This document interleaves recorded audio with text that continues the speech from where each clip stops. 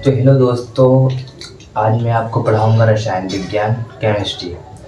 तो केमिस्ट्री का एकदम जो बेसिक होता है वो परमाणु होता है। परमाणु के बारे में जानना बहुत इम्पोर्टेंट है। हम लोग देखते हैं जो हमारे आसपास का पदार्थ होता है वो क्या छोटे छोटे परमाणु से मिलकर बना होता है। छोटे छोटे परमाणुओं से मिलकर बना होता है। तो परमाणु क्या होता है, किसी पदार्थ का सबसे सूक्ष्मतम कण होता है, जिसे क्या कहते हैं, परमाणु कहते हैं। तो परमाणु के मध्य में नाभिक पाया जाता है। क्या पाया जाता है? नाभिक पाया जाता है। नाभिक क्या होता है? किसी भी वस्तु का एक सेंटर ऑफ मास होता है। इसके सेंटर में, जैसे समझ लो ए डिस्ट्रिक्ट, इसके सेंटर में जो है एक सेंटर ऑफ मास होगा, जिस पर यदि उसे टिकाया जाए तो वो टिक जाएगा।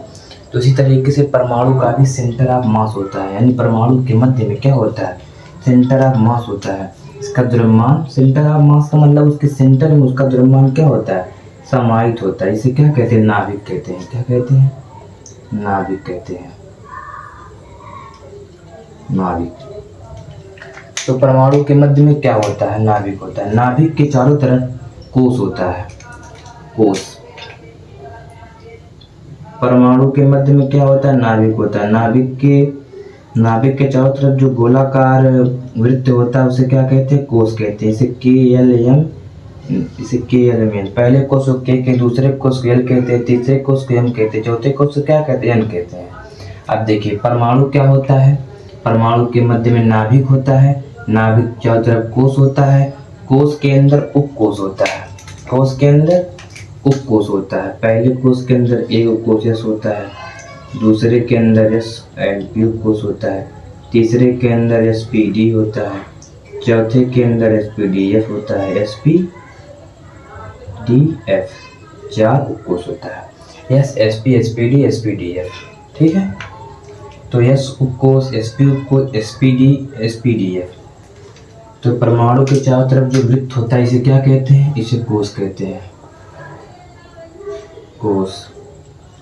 कोश मतलब के एल एम एन, ये क्या है? कोश है। इस कोश को इंग्लिश में कहते हैं सेल।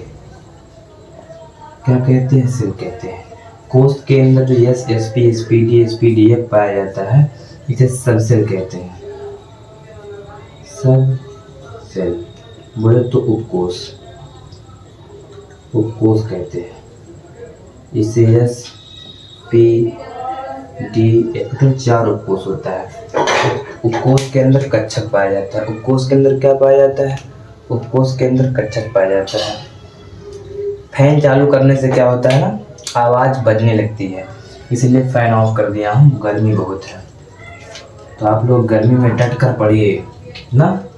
इस तरीके से मैं एफर्ट कर रहा हूँ आप लोगों के लिए, उस तरीके से आप लोग भी एफर्ट कीजिए। तो हम लोग क्या पढ़ेंगे? कोश के अंदर क्या होता है? उपकोश होता है। उपकोश के अंदर क्या होता है? कक्षक होता है ना। यस, उपकोश के अंदर कक्षक को कहते हैं सेल, सब सेल एंड ऑर्बिटल। इसे ऑर्बिटल बोलते हैं। ऑर्बिटल इंग्लिश में बोलते हैं। तो जो यस उपकोश होता है उसमें एक कक्षक होता है। कितने कक्षक? एक। पी के 3 कक्षक होता है, यानी 3 ऑर्बिटल होता है। पी में 3 ऑर्बिटल होता है। डी में 5 ऑर्बिटल होता है। 1 ऑर्बिटल, 2 ऑर्बिटल, 3 ऑर्बिटल, 4 ऑर्बिटल और 5 ऑर्बिटल। एफ के अंदर 7 ऑर्बिटल होता है। 1 2 3 4 5 6 और 7। तो एक कक्षक में अधिकतम इलेक्ट्रॉन की संख्या 2 होता है। एक कक्षक में अधिकतम कितने इलेक्ट्रॉन भरे जा सकते हैं? 2, एक क्लॉकवाइज और एक एंटी क्लॉकवाइज। तो अगर देखा जाए मैक्सिमम इलेक्ट्रॉन तो एक यस में कितने? 2। एक कक्षक में अधिकतम 2 इलेक्ट्रॉन, एक क्लॉकवाइज और एक एंटी क्लॉकवाइज। तो देखिए यस उपकोश में 2 इलेक्ट्रॉन, 2, पी में 6, डी में 10, एफ में 14 इलेक्ट्रॉन। 7 कक्षक, एक कक्षक में 2 इलेक्ट्रॉन, एक क्लॉकवाइज और एक एंटी क्लॉकवाइज। तो देखिए 7 दूना 14, 5 कक्षक, एक क्लॉकवाइज और एक एंटी क्लॉकवाइज। तो इससे ज़्यादा इसमें कुछ पूछा नहीं जाएगा। कोश क्या होता है? कोश के अंदर उपकोश होता है, उपकोश के अंदर कक्षक होता है, कक्षक के अंदर इलेक्ट्रॉन होता है। फिर आप लोग देखेंगे जो पहला कोश होता है उसमें 2 इलेक्ट्रॉन भरा, तीसरे में, दूसरे में 8, तीसरे में 18, और चौथे में 32। आपको जो इलेक्ट्रॉनिक विन्यास पढ़ाया गया था क्लास 9th और 10th में, क्लास 9th और 10th में आपको बताया गया था 2, 8, 18 और 32। पहले कोर्स में 2 इलेक्ट्रॉन, दूसरे कोर्स में 8 इलेक्ट्रॉन, तीसरे में 18, चौथे में 32। इलेक्ट्रॉन कैसे भरा जाता है देखो।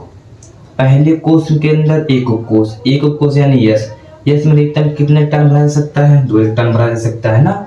यस में अधिकतम 2 टन भरा जा सकता है, इसीलिए क्या 2 आया।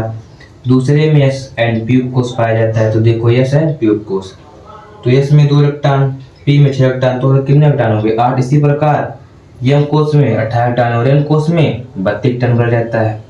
देखिए जब हम लोग 9th और 10th में रहते हैं तो 2 और 18 32 करके इलेक्ट्रॉनिक विन्यास करते हैं, लेकिन जब हम लोग क्लास 11th और 12th में पहुंच जाते हैं, 11th और 12th में, तो हम लोग इलेक्ट्रॉनिक विन्यास करते हैं 1s7, 2s2, 2p6, मतलब कोर्स के हिसाब से और इसमें उप कोर्स के हिसाब से।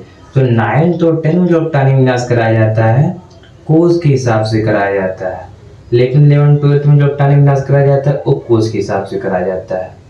तो आपको समझ में आ गया होगा ना कि इलेक्ट्रॉनिक विन्यास कैसे कराया जाता है। तो अगर आप लोग कहिए तो हम लोग इलेक्ट्रॉन बन के भी भर कर देख लेते हैं कोर्स के अंदर। तो देखिए के में कितने इलेक्ट्रॉन? के कोर्स में 2 इलेक्ट्रॉन, 1 इलेक्ट्रॉन, 2 इलेक्ट्रॉन। यल में कितने? 8, 1, 2, 3, 4, 5, 6, 7, 8। क्योंकि इलेक्ट्रॉन अपने स्थान पे भी चक्कर लगाता है,